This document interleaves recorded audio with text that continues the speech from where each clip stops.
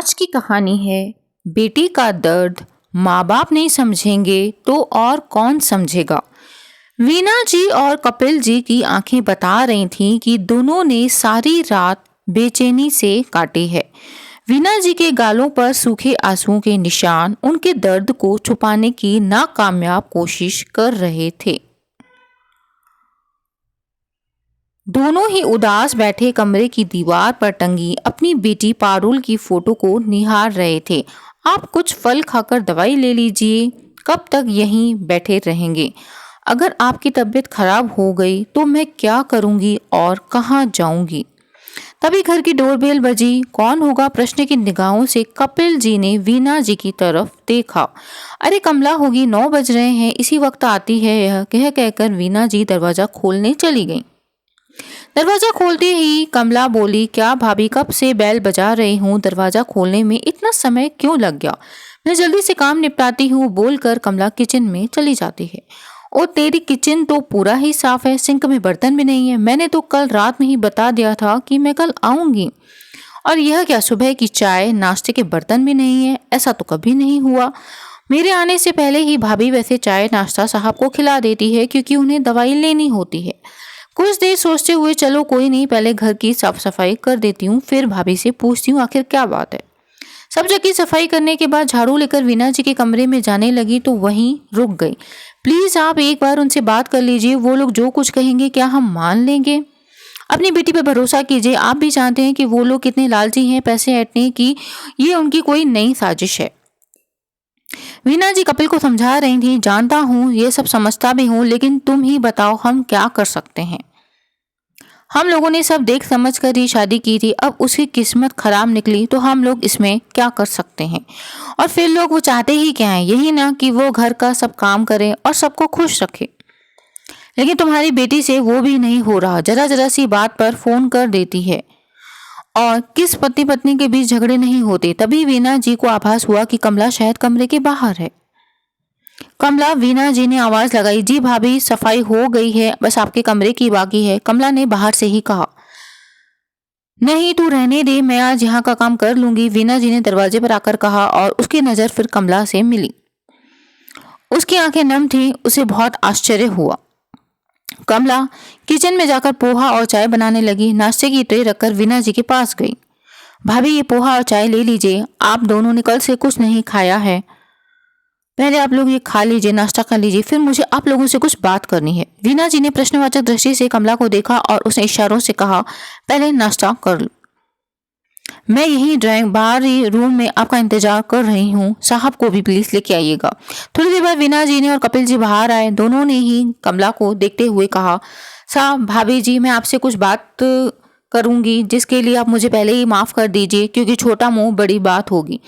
कमला, ऐसी तो कौन सी बात करने वाली है जिसके लिए तू पहले ही माफी मांग रही है। साहब, भाभी, मुझे एक बात बताओ, पारुल बेबी आप ही की बेटी है ना, सगी बेटी है ना, दिमाग खराब है, ये क्या पूछ रही है। हमारी इकलौती बेटी है, हमारे जिगर का टुकड़ा है, इस घर की जान है। फिर आप अपने जिगर के टुकड़े को, अपनी जान के टुकड़े को खुद ही ससुराल में उन भेड़ियों के सामने नोचने के लिए क्यों छोड़ रहे हैं। वीना जी ने, कपिल ने उसे आश्चर्य से देखा। शक तो मुझे तभी हो गया था जब पारुल बेबी पिछली बार आई थी।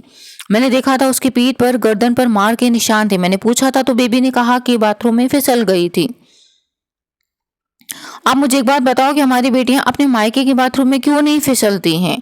क्या ससुराल के बाथरूम ज्यादा चिकने होते हैं, और अगर होते भी हैं तो घर के बाकी लोग क्यों नहीं फिसलते हैं। आपकी बेटी आपके पास 25 साल से थी, तो क्या तब आपको किसी ने कहा कि आपकी बेटी बदतमीज है, कामचोर है, संस्कारहीन है। नहीं ना। फिर शादी के बाद ही अचानक आपकी बेटी में सभी बुराइयां कैसे आ गईं और क्यों आ गईं, कभी आपने सोचा है ये सब। कमला की बातों को सुनकर वीना जी और कपिल जी आंखें नम हो गईं। वो कमला की बात लेकिन अभी चालू थी। कमला कहते जा रही थी, पारुल बेबी तो इतनी अच्छी है कि वो किसी का दर्द नहीं देख सकती। एक बार मैं यही सब्जी काट रही थी तब मेरी उंगली कट गई थी, तो उन्होंने देख लिया तो वो तुरंत मरहम पट्टी लेकर मेरी करने लगी। और जबरदस्ती पकड़कर मुझे डॉक्टर के पास भी ले गई और टिटनेस का इंजेक्शन भी दिलवाया। कोई भी हो वो सबकी मदद करती थी, वो बहुत अच्छी है। आज वो अपने ही जन्मदाता से मदद की आस लगाए बैठी है और आप कह रहे हैं कि उसकी किस्मत का दोष है। ये आप कैसे कह सकते अपनी बेटी के लिए? साहब बेबी चाहती और अपनी मर्जी से शादी कर सकती थी, लेकिन उन्होंने आप पर विश्वास किया, आपके फैसले पर भरोसा किया और मम्मी पापा आप उनके लिए हमेशा की तरह बेस्ट करेंगे। लेकिन फिर थोड़ा रुककर भाभी आपको किसका डर है? इस समाज के ठेकेदारों का। अगर बेबी को कुछ हो गया तो यही समाज आपको जीने नहीं देगा, जानते हुए कि आपने अपनी बेटी को नरक में मरने के लिए छोड़ दिया है। क्यों कोई आपकी मदद के लिए नहीं आएगा और आपकी झोली फिर खाली रह जाएगी।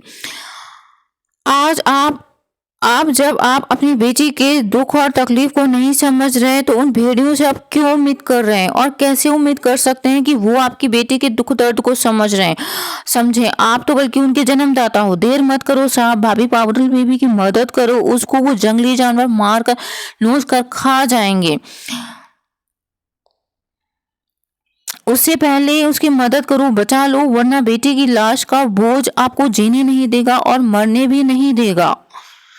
आखिरी वाक्य कहते कहते कमला भी अब तो रोने लगी थी। साहब आज आप लोग जो गलती कर रहे हैं मैं वो कर चुकी हूँ। जला दिया उन भेड़ियों ने मेरी फूल सी बच्ची को। माई बचा लो की गुहार लगाती रही, लेकिन मैं उसकी मदद के लिए नहीं गई। हम लोग भी अजीब हैं, जब तक बेटी हमारे पास होती हैं तो उनका दुनिया से बचाकर रखने हैं, पूरी तरह से ख्याल रखते हैं। कभी भी कैसे भी उनकी मदद करने के लिए उनकी एक आवाज पर दौड़े चले आते हैं। लेकिन शादी के बाद उनकी तरफ हम मदद का हाथ बढ़ाने के लिए हम सोचते क्यों हैं, इतना हिचकिचाते क्यों हैं? कमला तेरी बेटी वीना ने फिर आश्चर्य से पूछा।